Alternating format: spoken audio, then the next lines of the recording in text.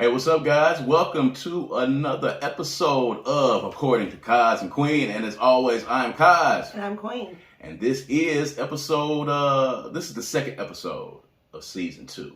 This is actually episode 26 for those of you that are keeping track. If you followed us on YouTube last week for the season premiere, of course, I said episode 23 about 23 times. And that was wrong. We were actually on episode 25. But this is season 2. And this is episode number 26. This is the second show of season 2. Thank you guys for joining us. And we've got to say right off the bat, of course, shouts out to one of our newest partners. You can now hear According to Kaz and Queen on the Black with No Chaser radio channel. So for those of you that have not downloaded the app, please make sure that you go and download the Black with No Chaser radio app. That's BWNC Radio on all social media platforms. So you can hear us there every week, Tuesdays at 7 p.m. Of course, you can see us. You can see the premiere of these episodes every Tuesday at 7 p.m. on YouTube. And you can listen to us on all streaming services. We are on Spotify. We're on Apple Music. We are on Google Podcasts. We are also on Amazon Music as well. So if you would rather watch us and see our bright, shining faces, or if you would rather listen to us, you can listen to us on all of those different platforms. So shout out to the whole team over at Black with No Chaser. You can now hear your favorite couple on Black with No Chaser Radio as well. So make sure you listen to us over there. And as always, if you're following us, you can also subscribe to the YouTube channel. You know how this goes. If you're watching us on YouTube right now, even if you're listening to us right now on Spotify, all you got to do is go to that channel right there. It's under my finger right there. Go to that channel. Make sure that you like and subscribe. Turn on the notifications. We'll have a premiere every Tuesday at 7 p.m. for you to check us out on YouTube. And you'll be able to hear what we're talking about, man. Whatever's been going on during the week. These are conversations that happen between a husband and wife in the privacy of our own home that we bring to you guys to sometimes make you laugh, to sometimes make you think, to be introspective. And we appreciate you all for continuing to stick with us and all the new people that are on board for season 2.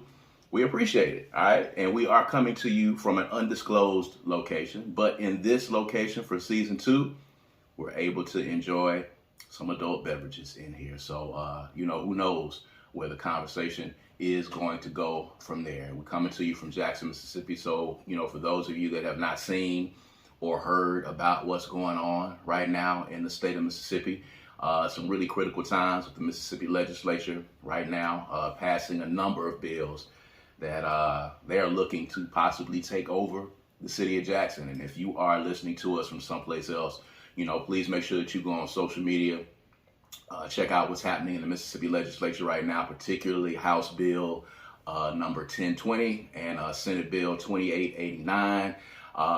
Legislators appear to have come into the session, this session, with the intent and the purpose of trying to neutralize Jackson's city government, and we're keeping our eyes on it. Of course, Jackson, Mississippi is an 85% black city.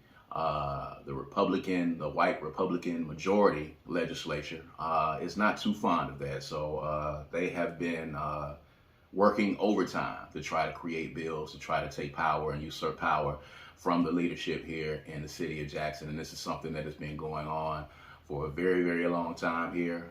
Mississippi is going to always Mississippi, but we are now getting a lot of national attention with what's going on here in the state of Mississippi. So, and thinking about, what's been happening here and thinking about, what Baba Chokwe, fought for, and even your father in a lot of instances in creating the Black and Proud School, seeing what's going on in the legislature right now and hearing people talk about it and, hearing the possibility of them trying to use laws and legislation to try to take over or kind of neutralize the leadership here in the city of Jackson. What were some of your first thoughts on that? I think it's typical behavior. It's not anything new. I said a long time ago that it's going to take the community to gather to make the appropriate changes for our city and our state. We just do a horrible job at preparing people for elected positions, public officials. Mm-hmm. We do a horrible job as a community of making that work, and that's where the power is.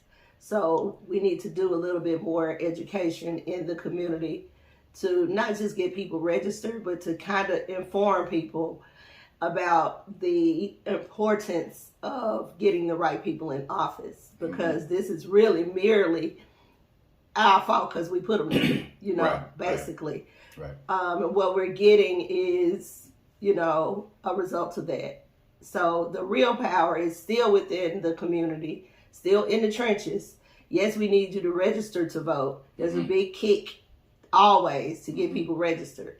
But there's very little done to make sure people understand what happens when these people get in office and the power that they hold, what they can do, what they can't do. You know, I hear a lot of people talking about what the mayor is responsible for, and half the stuff that you're putting on the mayor, he can't do a damn thing about. That's correct. So that just goes to show that there's not a whole lot of information out there about how these offices actually run and the power that the people who hold the offices actually have. Then when they get in there and exercise their power, we're surprised and we hurt and we marching and we protesting, when actually we should have just never put that person in office. So I definitely got to ask you about that, because I was having this conversation. You know, there was a march in Jackson this past week. Dr. Umar Johnson actually came into town, you know, because of what's happening, you know, with the water situation and what's happening with the bill.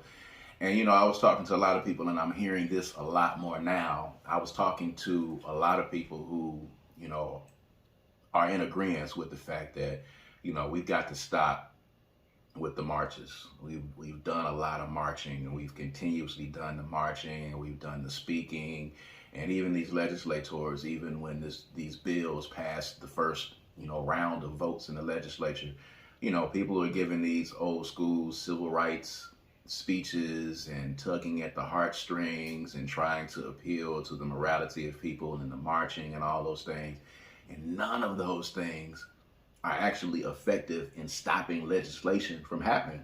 The only thing that's effective in doing that is voting and putting people in place. But a lot of people don't pay attention to the representatives and the senators when they get voted in. You know, it's the marches and the protests.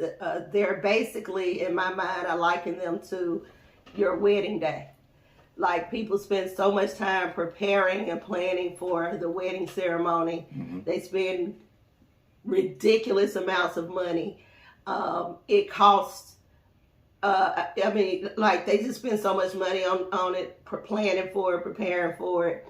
Lasts about 20 minutes, the whole ceremony. And after it's done, you got pictures that you can show people and say, we did this, but there's no return on that investment. And actually, the only thing that's accomplished is something that could have been done between you, an officiant, and a witness. Wow. And it wouldn't have cost anything. Yeah. But ultimately, the purpose is a show, right? It's a show. The wedding ceremony is not for the people. I mean, it's not for the people getting married. It's for the people who come to see it. Spectators. It's for the spectators. Right. I liken that with these protests. It's a good show. It gets people involved. They get excited for a minute. You get to see some people come and talk and get all revved up and excited, and you go home. Right. And that's the extent of it. Right. The work still has to be done. Now, I'm not saying that there aren't people who are actually putting in the work. I know them. They are. Yes. You know? Yes. So I know that there are people who wake up every day with community on the mind and who do the work. Absolutely. And who go down to the Capitol who do the work. Absolutely. I know those people. Absolutely. Those are the people you find at these marches, though. You very rarely see them at the march. The people at the march are the people who are just, you know, hell raisers. Right. They want you to get riled up, and there is a place for that in revolution. I'm not saying it isn't. Right. But there has to be a day after. There has to be a follow-up. There has to be a plan. There has, like, if there is a plan and it's strategic, the march is probably not even on the paper. The march is extra. Right. The march is like putting yum sauce on your food. That's what the march is. The march is actually not the food. It's the yum sauce. The yum sauce. Mm-hmm. What's the yum sauce? I don't know, baby, but how you gonna put me on blast like that? I was actually just. I've heard people say yum sauce before, but I've never. It's kind of like comeback sauce. Okay, I got you. So I was at an event. They had some sushi and they had some yum yum sauce, so it's fresh on the brain. It must go on top of the sushi then. I don't think the You word. can- yeah. I don't think yum yum sauce has ever been uttered inside of our household. It probably hasn't. Okay. It's not something Well, we do. yum yum sauce then. Yum Yeah. yum sauce it is. We can talk about that. But I mean, yeah, Protesting is yum yum sauce. we do know a lot of Marches, the people here that organize in the city of Jackson and organize in the state of Mississippi. But one of the things that I know is not happening is we're not really engaging younger people in the process, in the political process. A lot of young people are really cynical about politicians because they see a lot of the hoopla and they see a lot of the bullshit that goes on at city council meetings. They see the supervisors meetings and they see people fighting back and forth, and they're not really engaged anymore. And the only way we're going to be able to stop things like House Bill 1020 or Senate Bill 2889 is by having people in there. There's a huge there's a huge advantage for the Republicans in our legislature. I think on the Senate side it's 36-16, and on the Senate side it's 70 something to 40 something. I'm not sure about the exact numbers on the House side, but they can pass bills, unopposed. Basically, they can pass whatever they want to pass because they have the numbers right off the bat, and that's because we're not sending people with our agendas into that legislature. Do we know what our agenda is? There's think such a huge gap between the Capitol and the black voters that it's just remarkable to me. I have become disheartened over the whole voting process in the last couple of years. Mm-hmm. I've become a little normal. I mean, the marching has become normalized and it's desensitized me to it over the years. I can admit that. I can absolutely admit it. And it's fair. The last march I felt compelled to go to was Trayvon. And after Trayvon, we started the Jackson Black Pages. So there was something, if there is an action that happens after, action item, yeah, I can deal with that. But just getting in the streets to take pictures and say I was there, and because I think that's kind of what it boils down to today. I recently, like last year, went to an abortion rally and I was traumatized by it. So I'm not even sure that I would even do that again.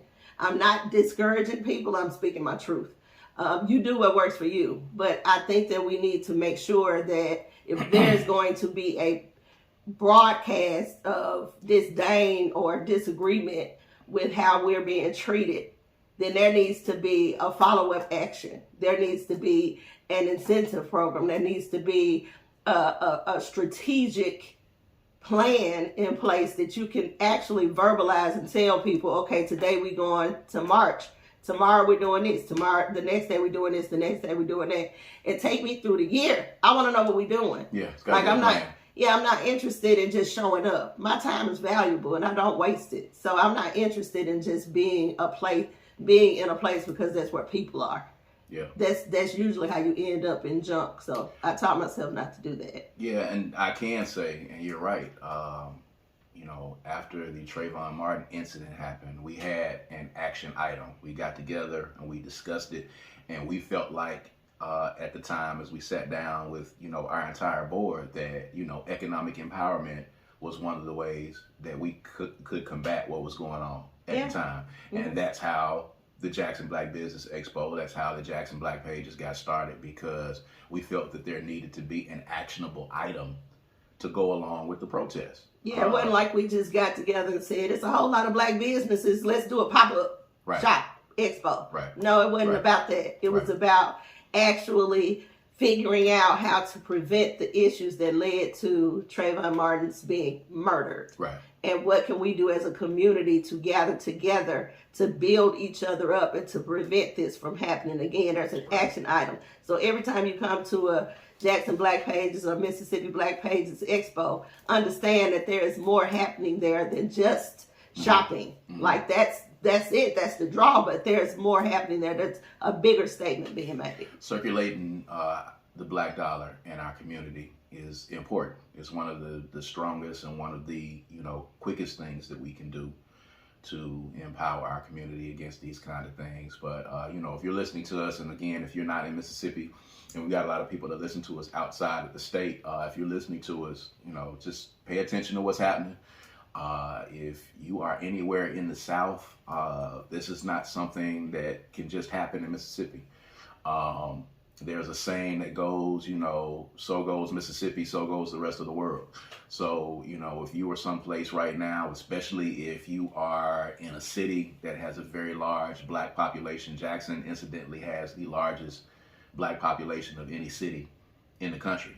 But if you're in any city, especially a southern city that has a very high population of black folk and black voters, it's possible that this can happen. We've seen it happening in Georgia with them trying to change the voting laws because, you're starting to see an uprising and you're starting to see an uptick in the number of black people who are going out to vote and, voting, black politicians, black elected officials into office.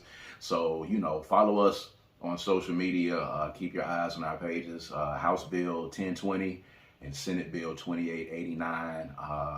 There's a fight ongoing right now in the state of Mississippi. So, I thought it was very prudent that we talk about that. Of course, these are conversations that happen inside of our home. So, we talk about a lot of stuff, and this is something that's very pertinent to us because we've got a lot of people that we know that are in this fight. And we're concerned about this fight because we're concerned about, we're just as concerned about what's happening with our water issues here and our safety issues here.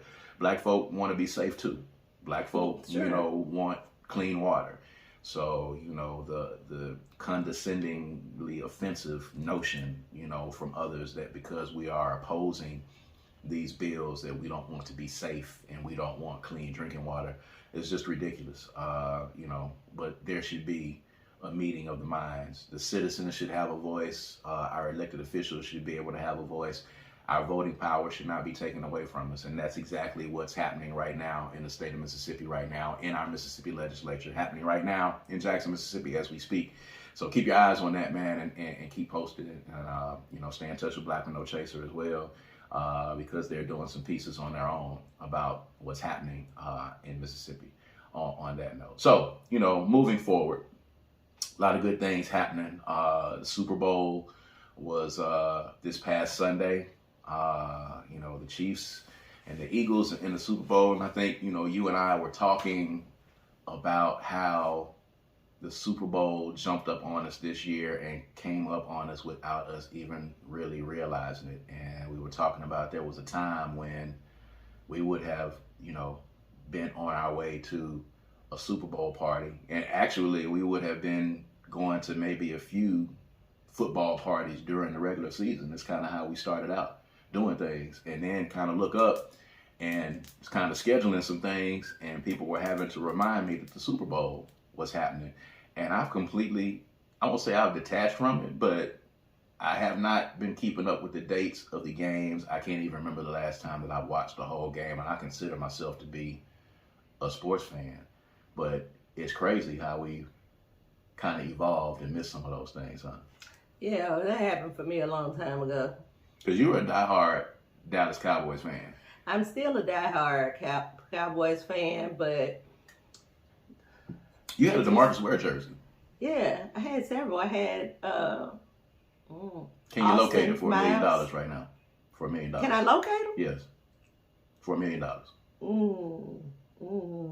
That might be difficult. Mm-hmm. But only because we've moved and I threw away some stuff. Oh, there you go. I kept them handy for a while. Mm-hmm. But I started becoming a little miffed, I guess for the best word, with my Cowboys some time ago.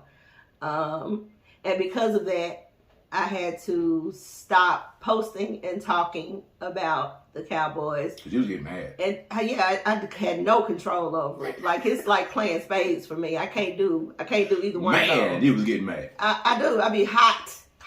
Mm-hmm. And there are no other anti-fans worse than anti-Cowboy fans. That's like everybody. Yeah, everybody really. So I had to always be on guard during the football season. It was too much. I was like a jilted girlfriend to the Cowboys, but I still had to protect them and support them and hold them down and talk my talk, you know. And so I just stopped watching. I at one point I was watching the highlights, and that was getting me over. But I realized that I wasn't necessarily a football fan as much as I was a Cowboys fan. And because you watch or you're a fan of one team, you really have to watch all the games because they all tie in together. So I was watching football because I was a Cowboys fan. So when I became upset with the Cowboys, and mostly Jerry Jones, who's still there, and a lot of Tony Romo, because of that, I stopped watching and then detached from it. So then I started going to Super Bowl. By this time, we together. So now I'm going to Super Bowl parties. Still able to keep up because I was still kind of knowing who was doing what and everything. And we were throwing a couple of parties. And then it became, you know, we should throw it just because people are used to coming. So, yeah, now though, I don't recall the last time I watched a highlight. I don't recall the last. I mean, why? Because I could just follow all my Facebook friends. Well, not all, but a good number of them are Cowboys fans, and they were selected based on that actually. So I get all the news I need to have about the Cowboys, and I don't know if I care about anything else after that. I mean, well, you know, I grew up a Cowboys fan and a Saints fan. I like the How? Team because I liked the teams that were in close proximity. See, this right here is what I'm talking about. How you gonna be a Cowboys fan and a Saints fan? Because I'm a football fan more so than a fan. Don't throw the Cowboys in there. Just say you a Saints fan. Well, Don't say the Cowboys. Here's the thing: when I start having conversations with people, because I've been following the Cowboys since Roger Staubach and Tony Dorsett and Drew Pearson. Oh Lord, my goodness gracious! Okay, and the Doomsday Defense. Oh my goodness gracious! I've been following the Saints. I wasn't even born. You were born. I know you like to throw that in there, but you were born. Okay, you were alive at this time. Following the Saints from Archie Manning and Chuck Muncie. Archie Manning was playing? Yes, he was a quarterback. My God. That was in your lifetime. Ooh, Jack. By the way. I just want you to know. I wasn't even able to talk. That's not true either. I was still mumbling words. That's not true either. That's not true. I mean, I know you like to think that, but you were walking and talking and in school when Archie Manning was the quarterback. I mean, kindergarten. For the Saints. It wasn't even kindergarten. Go ahead, baby. What's your point? My point is that, you know, as a football fan, you know, we often went to parties. We often had the fellowship of, you know, being around football fans, and people still do it now. And I see all the parties that happen. You know, we see it every day. You know, the Cowboys, the 49ers even have a group of people. They get together in our city, you know, to watch games. Who started that? I don't know. PJ perspective? I don't know. It might have been Preston. Shouts out to Shout out to my brother. Yeah, PJ Preston Thurman out there. He is a big 49ers fan. Big 49ers fan. But yeah, there's actually 49ers fans getting together, Dallas fans, Saints fans. But we used to have Super Bowl parties. And we was talking about that. We used to have WrestleMania parties. We used to have Super Bowl parties. We used to watch a little basketball when the finals came in. And we had people over. We did all of that. And now all of these things happen every year. And I can't even tell you. I'm not even looking for the date of the Super Bowl. Well, what do you think happened? Like, I can tell you exactly what happened to me in the NFL. Okay. And for me, basketball, I'm still recovering from Kobe's death. So I can't watch basketball. So, and I certainly can't watch the Lakers, and I am a diehard Lakers fan.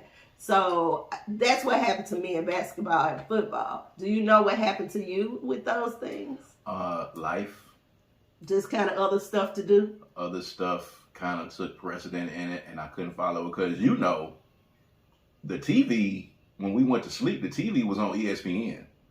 You remember that? We would remember waking up to it. Yes, because I would turn it over tonight. So you remember I watched, you know, SportsCenter and watched the highlights of the games, watched First Take, watched Mike and Mike. So that's where I got the highlights from. Watching them because they were just on. They were on in the morning, and then suddenly it just stopped. I can't even really recall or really pinpoint the moment when, you know, I just stopped putting it on ESPN every morning. Now I will say this: when I've been on the road and been either on tour, or out on the road, or at a conference, whenever I'm not in town, or even when we go out of town on family vacations, I do turn it on ESPN when we get into the hotel room. Why? Because I don't know, it just feels like part of it is because we're a huge Fire Stick family now. We don't have cable like we used to. So you don't get ESPN. There's not something that I can turn immediately on to ESPN to be able to look at it. Amazon Prime has the Thursday night football games, and then you can kind of go through there and you can kind of see, and I can go on my phone on the NFL Network and see the scores. But on the Fire Stick, ESPN is not readily up there like it is on cable. Yeah. So I can't really actually turn it on, and listen to it. We'll have to do a whole lot to get that done. But, even before then, I don't know. I think life was just happening. WrestleMania was a thing. And now, I watch WrestleMania the day after it happens. I can't remember. That's because of the Fire Stick? No. That's just because, when I was going to the gym in the mornings, not watching WrestleMania on the night was something that I could watch while I was working out the next day. I started doing that. But, we used to go to WrestleMania parties. We would have WrestleMania parties. But then when you stopped watching, it became, futile for me to put the thing together because you were not really into what was going on. You weren't keeping up. Now, luckily, I can now announce and say... Are you sure you want to announce it? Yeah, I'm going to announce it because this might help you to stick to it. I have been able to pull her back in a little bit. Thanks to Roman Reigns. Yes, the tribal chief. You know what I'm saying? The tribal chief, the head of the table. We the ones, not the twos. The Roman Reigns storyline is going on right now with Roman Reigns and the Usos and Sami Zayn and Paul Heyman. It reeled you back in. Usos, the name alone is just so powerful. It is. It is just so powerful. But yeah, I started back watching wrestling. Raw was always my favorite, so Raw was not difficult. And he brought me back in on the Royal Rumble, which is, a good one to come back in on because you get to see everything and he catch me up on who is everybody real quick like. So it was easy to fall back into. But I don't know why I stopped watching wrestling. I think it came on when I was watching other things like there was this time where I was going through the reality shows. Oh, man. And so the nights that wrestling came on was the nights that some of the reality shows that I watched was on. So I think that's what it was. But I don't watch those anymore. Are we saying all of this? Are you regretting or feeling like you're missing something by not having a Super Bowl party today? No, I'm not at all. I'm really cool with it. Or having had a Super Bowl party Sunday? I mean, I think, at the end of the day, nah, because there's a lot that goes into having those Super Bowl parties and the WrestleMania parties. And I don't feel like doing all of that. Well, ultimately, that's probably why we ended up where we are. Like, oh. Yeah, it's a lot. We were, we had a lot more energy and a lot more, vigor in those days to, and living the entrepreneurial life, the next day after the Super Bowl and the next day after WrestleMania, we got to sleep in. So, for the most part. Now, part of that, you were working, at the health department at that time. So it was a little bit different. But, now, we getting on up there, man. We got things to do. Well, today I don't have a dog in the hunt at all. I mean, I don't like either one of these teams. Yeah. Well, so, I mean, shouts out to the Kansas City Chiefs and the Eagles fans. But Riri gonna be there. Yeah. Yeah. Somebody said, I hope she don't sing "Lift Me Up" and make everybody cry. Well, that had to happen because that was in the Black Panther movie. So you knew going in that was gonna happen. You know what I'm saying? You knew right off the bat that was gonna happen. So it is what it is. At the end of the day, WrestleMania is coming up. Maybe we'll do a WrestleMania party. Maybe. It's still a lot. I mean, even if we don't do it, I don't know if I want to wait till the next day to watch. I mean, WrestleMania, you got to kind of watch it. I need the whole now that you are back, and I'm gonna tell you what else too. The commercials and the interludes and all of the stuff in between. Now, because I watch it the next day, You know, I'll go online and I'll watch the playback, and there's no commercials in it. There's no interviews. But the commercials are a huge deal for the Super Bowl. On WrestleMania, it's a big deal. Super Bowl, it's a big deal. But, you know, like with us watching Raw and SmackDown, you know, watching it the next day, you get to watch it straight through. You know, what's 3 hours on Monday for Raw becomes an hour and a half watching it the next day. And then SmackDown is 2 hours, but if you take out the commercials, it's like really an hour and a couple I mean, minutes. I can dig that on regular shows, but on WrestleMania and Super Bowl, I want the whole experience. Yeah, you gotta have it. You know, and it's if cool I'm gonna do it, I want the whole experience. We might. If you're listening to us, you know, shoot us an inbox, man. Shoot us a DM. We'll put in the comments if you're watching this, man. If you feel like we need to have a WrestleMania party, you know, we'll not that it's gonna influence anything. We just want to hear from you. It might not. You know what I'm saying? Just let us know. You know, as always, leave the comments in. But at any rate, you know what I'm saying. On to the next thing. I definitely want to talk about this because I think this is a series that we kind of followed as well. Because one of your favorite people, or either ex-favorite people, I don't know how you feel about Tyrese these days. Oh, what Tyrese do? You know, the Fast 10. Uh-huh. You know, some people are saying Fast X, but it's Fast 10 because it's the Roman numeral for 10. So it's Fast 10. Finally, we've got to the last two movies in the Fast and Furious series. They're not stopping at 10? They're stopping at 11. That's weird. Yeah, so they're going to do like a double movie. It's going to be like Infinity War and Endgame. It's going to be Fast 10 and Fast 11, but they're going to be kind of like, they're going to be broken up in two pieces. So I saw the trailer for the movie, and I know a lot of y'all saw the trailer for the movie. And I made this post on Facebook now watching this trailer, and I just feel like at this point they should just go ahead and give everybody superpowers right now in the Fast and Furious series, because now it's just ridiculous. I haven't seen it. You haven't seen it? I saw it, but I didn't listen to it. Okay. I'm taking it now from what you're saying that I probably needed some audio, because Ludacris posted it on his Instagram page, and I watched. But what is it? What are you saying about Tyrese? What he doing? Does he die? He's just in the movie. I would like for his character to die. Come on, man. At this point. Come on. I'm not, you know, I've never been a huge Tyrese fan. I don't even know how he finagled. I mean, he got into this series in the second movie. He was able to stick around. Maybe he's a good actor. He's decent. He better than Luda. He better than Luda. He has more experience than Luda. The man is in Transformers. You know what? He has been able to attach himself to a couple of series. Like he's not attached to the new series of Transformers that's been happening. So he hasn't been in the last. But he made it all the way through. He made it through to the whatever I don't know what it was. If it was the Dark Side of the Moon. Now he wasn't in that one either. You saw Baby Boy. And I mean, I saw Baby Boy, but that wasn't a series. No, I'm just saying. But it is a famous movie, though. People reference that movie all the time. It is a classic movie. So I'll give him that. So he was in Baby Boy, Jody. He was in the Transformers You're series. not able to separate the real life person from their entertainment. It's difficult. I mean, the character that he plays in the Fast and Furious series, I think is him. I think that's him. I don't think it's far-fetched. I don't. I think he's kind of I'm going to be honest with you. I love his voice, and I do consider myself still a fan. However, he pissed me off a couple of years ago when he was talking about heavy women. But I think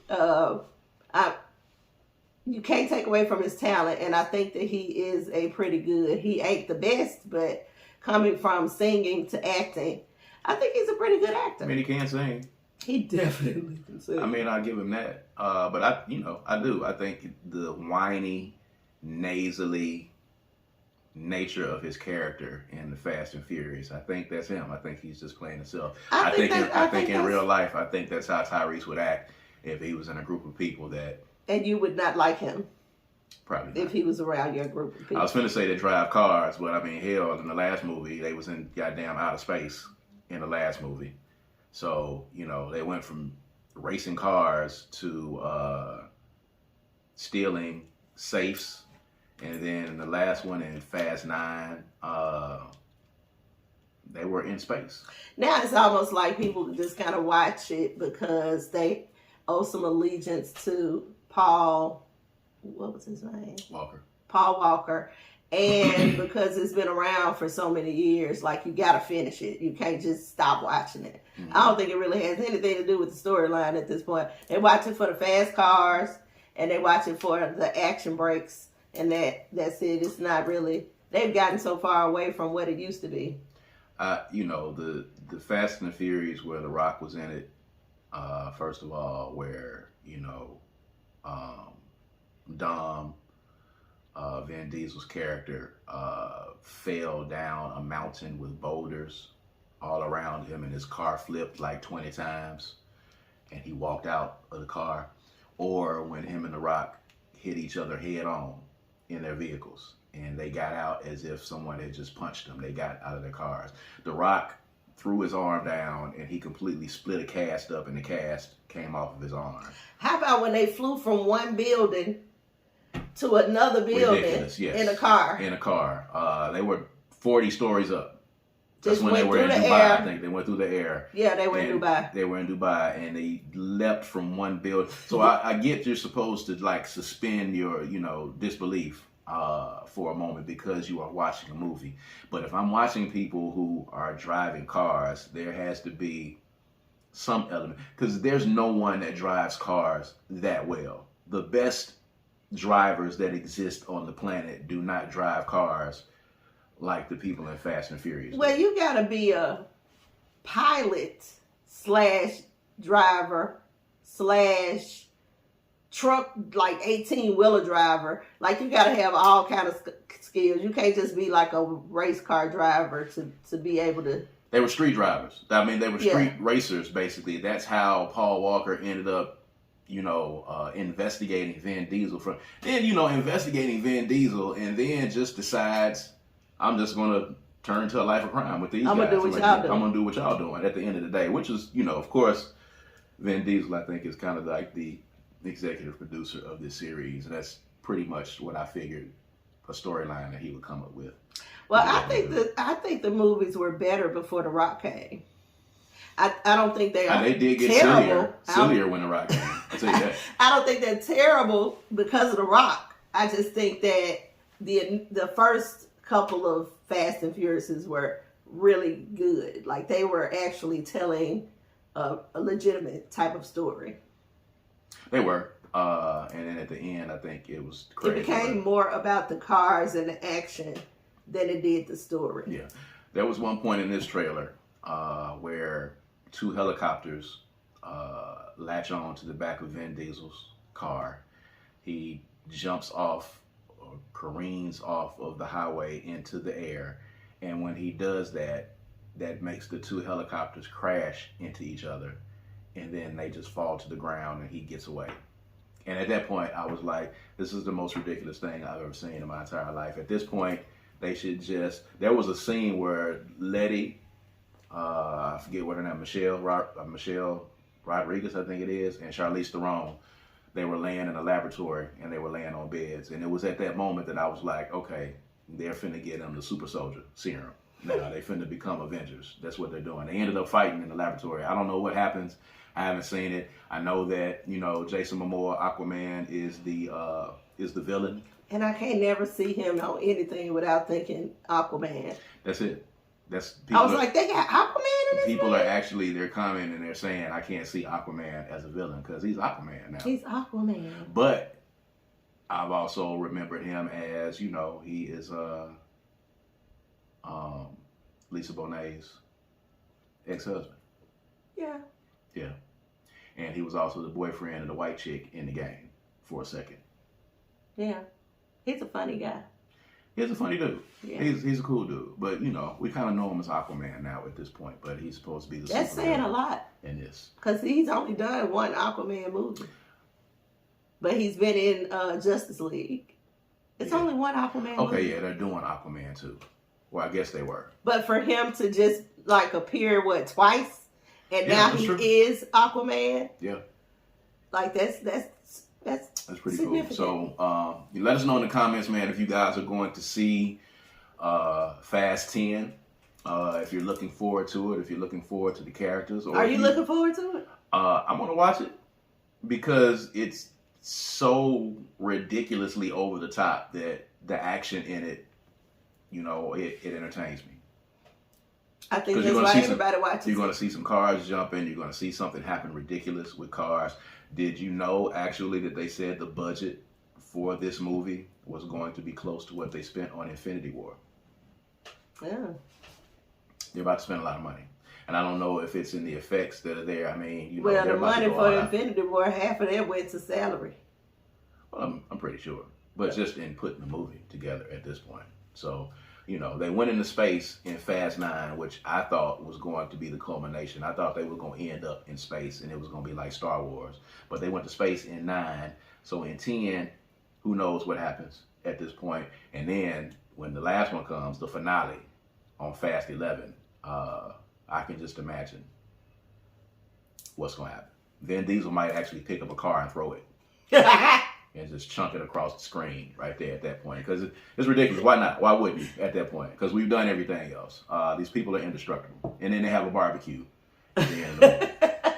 And then it's over with. So shouts out to, if y'all are going to see Fast 10, of course, like I said, leave in comments, man. Hit us up and let us know what y'all think about that. But I want to get to this thing. I thought this was interesting. I saw this conversation on social media, and I think we've talked about this before. Beyonce has announced her tour, and social media is in a frenzy because there is a procedure that you have to go through to get your tickets. But we'll get to that in 1 second. I want to get your thoughts on that. But there was this author by the name of Tiffany Montgomery who has recently, come out talking about, the usual every year when Beyonce gets ready to go out on tour, how, Beyonce is the devil and she's satanic and Jay-Z is this and Jay-Z and Beyonce that. And then someone pulled out some receipts from some tweets a couple of years before she says that she got saved, where she went to a Jay-Z and Beyonce concert. And she said she saw the concert and was really a fan of Jay-Z and Beyonce. And, Black Twitter is undefeated, some of the best investigators that you will ever find. Fast, too. On Black Twitter, and fast. And they come with the screenshots. Stuff that's been deleted. I don't even know how they get it. It's incredible. Black Twitter is a monster. And they found it. And so now the conversation is, of course, that we've heard a million times before. Can you be saved and be a fan of Beyonce and Jay-Z at the same time? And, of course, one of the people that commented was a pastor that we know who said, I got Rick Ross in my playlist right now when I get ready to work out. You're not going to say who it was? I'm not going to say who it was. I can about guess. I mean, you can, but we don't have to do that here. But you can already and that's get. why I fools with them. Yeah, I mean, it's all good. It's all good. But at any rate, for someone, we talk. Rick Ross. He said, I got Rick Ross queued up on my workout playlist right now, as a matter of fact. And he's a pastor, ladies and gentlemen. So, as you know, I'm sorry.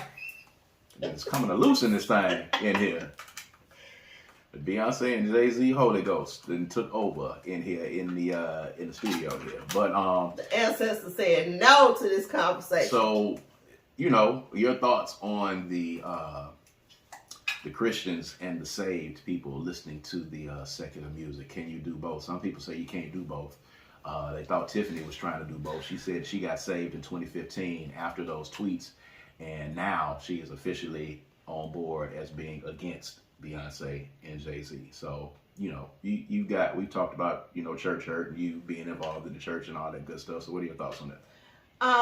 There are levels to this thought process, but what I can tell you in response to your question, what do I think about whether or not being saved means that you can't listen to secular music or worldly music?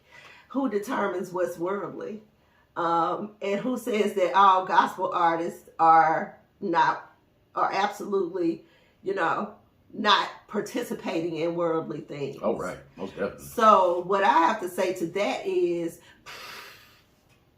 that's ridiculous, because it is the amount of limitation that you're putting on God by saying that I can only listen to this to be able to see, hear, feel God, it's ridiculous. Like, God is omnipotent. He can do anything. He can reach anybody. You think that there are times when I can listen to music and be completely, and I'm not gospel music, like your consideration of worldly music, and have a whole spiritual experience. Right. So it is really seriously, in my opinion, of the God that I serve, it is really, really insulting to say that God can't move if you listen to a certain kind of music. I think it's frivolous, irresponsible.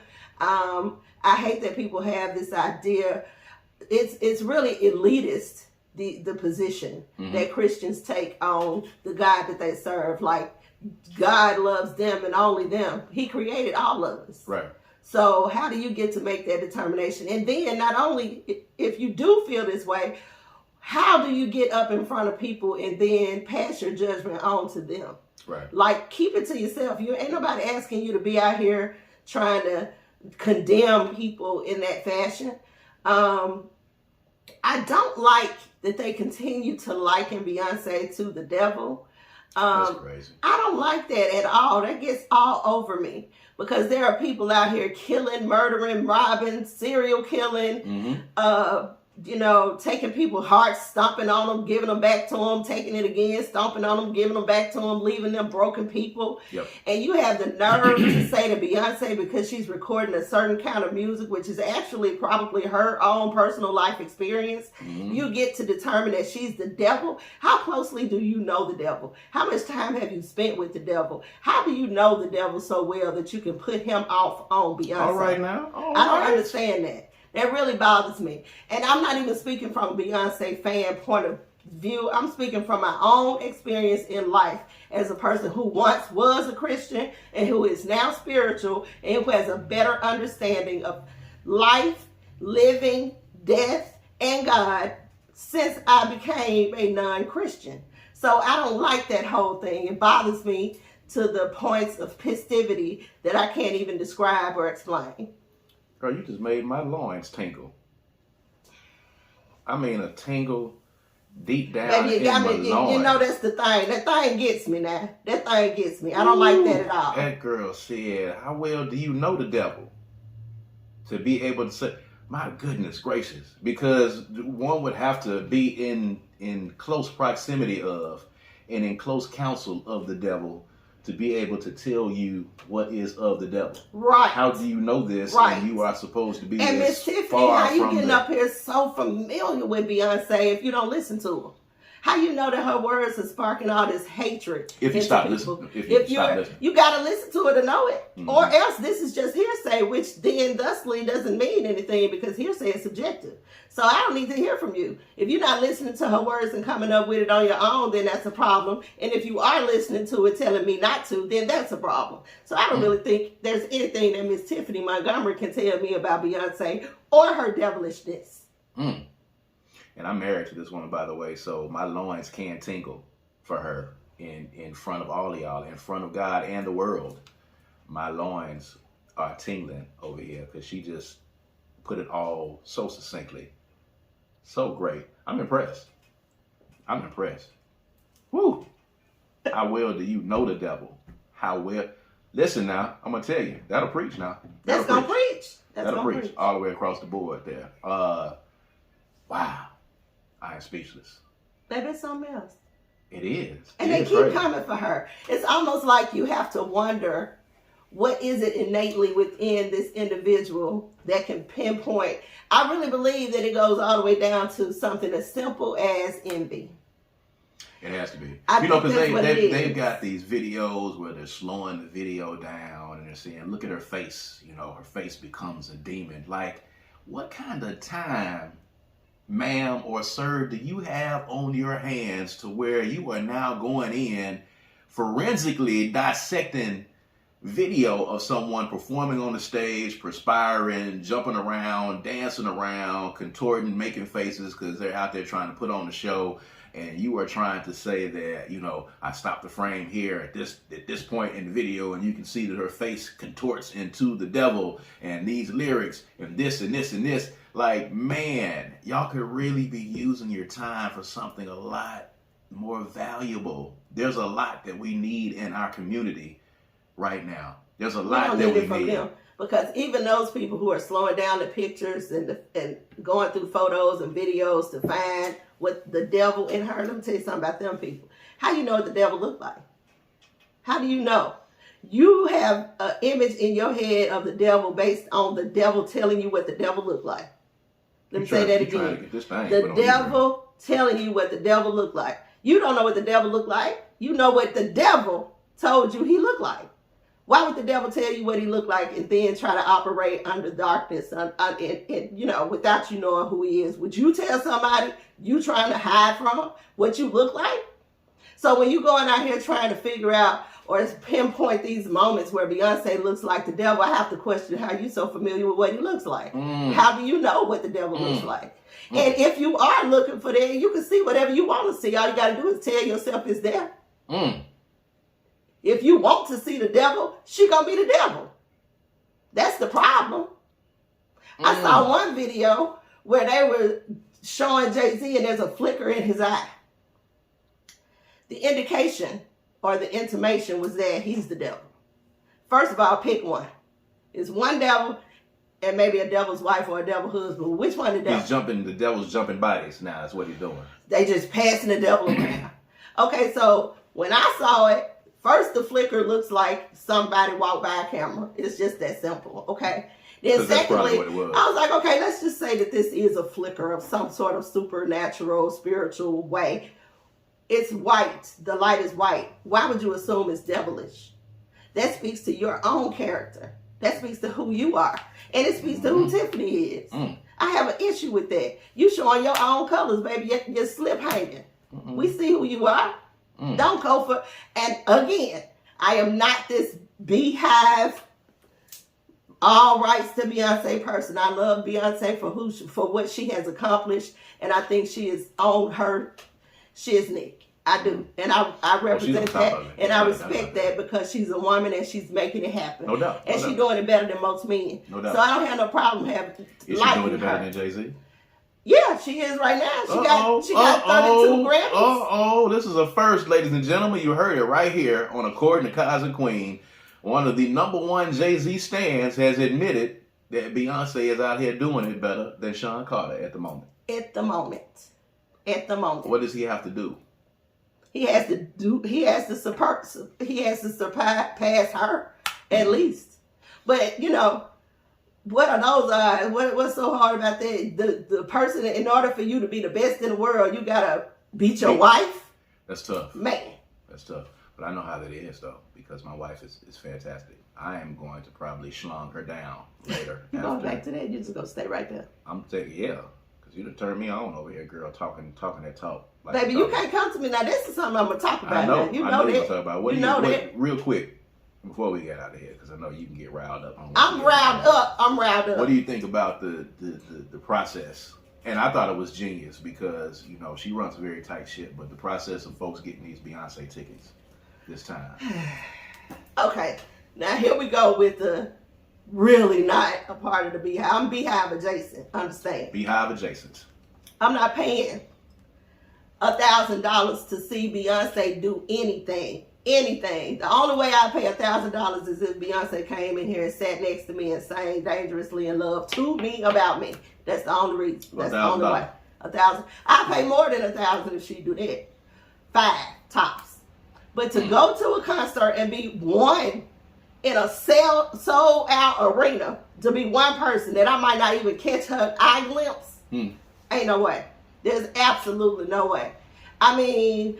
But I'm not knocking you, sis. Do your thing. If you can do it and you can afford to do it, do it. But there are so many other things I can spend ticket money on than to see Beyonce. So many. If I get to a point in my life where that's like spending $1 for some noodles, I probably would. But it ain't right now. So, no, I'm not doing it. And the process of her, you have to get on the wait list and then you got to get approved and then all that. I mean, they're trying to stop the scalpers from, and the ticket, websites from getting the It's tickets. not distracting anybody who wants to go see her, so it's not a problem. Yeah. If you get distracted by that, then you need to save your money. If you can't do it, you can't afford it. I'll just So say this, put your money in your pocket and set it aside for the next tour you do. And you know that you can afford it before you get the tickets. There's some people who can't afford it, and you know what we mean by being able to afford it. All right, It's extra. You ain't extra. taking away from your bill money. Extra. It's extra. Like you just got this money over to the side that you was gonna go. Exactly. I don't know. But you know, we're out of town with or something. let me say this: we're Kaz and Queen are not advocating what you do with your money. We ain't counting your pockets. If you want to spend it, if you want to spend your rent money on it, go right ahead. You got to deal with the consequences. Do you? Some people do. They get real. That's not smart. Yeah, you shouldn't do that. They get real ticky-tacky now when, they feel like people counting their pockets. So, some people just out of spite. I ain't counting your pockets. I'm counting your... Some people out of spite finna I'm spend counting their your money. mental capacity. Of course. Because you got to live. You got to live after the concert. Now, true enough, and now if this is a one-time experience and you got to go see Beyonce, I can give you a little pass on that. But I'm going to tell you that that's just in your mind because it's a lot of us who would like to see her that just ain't finna spend that money on her. Yeah, we just can't. I'm not spending that money on anybody, though. So I don't know if I like anybody that much to spend that much money on. And Beyonce is probably up there because I know she give a good show. And I want to experience one of her shows. But I'm not until she gets to a casino and she's singing. She about 65 singing that's in gonna a be casino. tough. That's the only way I'm going to see Beyonce. That's going to be tough. Now, Jay-Z is a different story.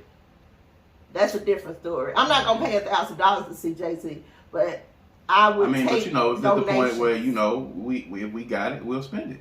If I had it, absolutely. The $1,000 had to be like $1, and then we can say boom. You know what I'm saying? Because we're frugal. Are we frugal, or are we just not in a position where we could do it? I mean, because I don't consider myself frugal. If I want it, I'm gonna buy it. But yeah. Well, that's the thing that we clash on quite often. Because that's not frugal. But, we are. So, the frugalness has to take precedent in the Franklin household, when it's time. Common sense has to take precedent. We come from... Because we could get them.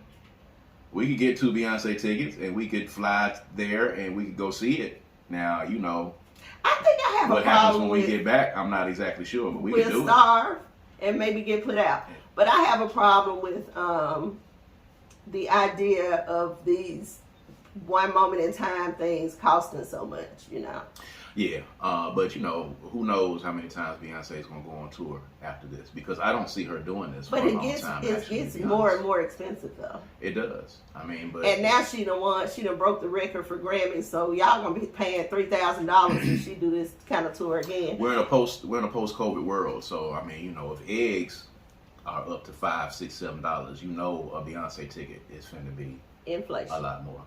It's just inflation, man. The world is gonna be different after COVID. All the way across the board for everything. All the prices have gone up everywhere. So, this is just the world. People got to recoup for the 2 years where there was absolutely no money being made. Got to recoup? No, I'm talking about people recouping. Businesses recouping when I'm talking about everything being more expensive now. Oh, yeah. Concerts are more expensive now because the promoters are having to spend more money because the arenas are having to charge more money for you to be able to get in because we're in a post-COVID world. So, of course, if the arena costs more to get and it costs more for the promoter to get it and put it together, of course, the ticket to see Beyonce or Jay-Z or whoever is going to be much more. Bottom line, if y'all want to go see B do her thing, go see B do her thing. There you go. As for me and mine, we going to take a pass. And we are going to live vicariously through your videos and she probably ain't going to let you get no videos, but we'll live vicariously through your posts. Yeah. That seems to do me just fine. There you go. So we appreciate you guys for tuning in with us. This is, of course, episode 26. This is season 2 of According to Kaz and Queen. And shouts out again to our new partners at Black with No Chaser. You can check us out now on Black with No Chaser Radio every week, Tuesday at 7 p.m. Make sure that you download the app and you can hear us live. But of course, you can check us out on YouTube. You'll be able to tune in on the premieres every week and leave your comments or your questions. We'll also be on Spotify.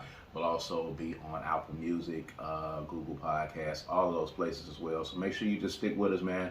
We're going to keep this thing rolling, and we're going to come back to you next time with more conversations. These are conversations that happen between a husband and wife in the comfort of our own home, in the privacy of our own home, that we bring to you guys. Sometimes laugh, make you think, be introspective, and all of that good stuff, man. So make sure you join us next time. All right? Peace and power. And as always, I'm Kaz. Oh, yeah, I'm Kaz. And I'm Queen. There it is. Now, we'll holler at you guys next time. All right. Peace and power.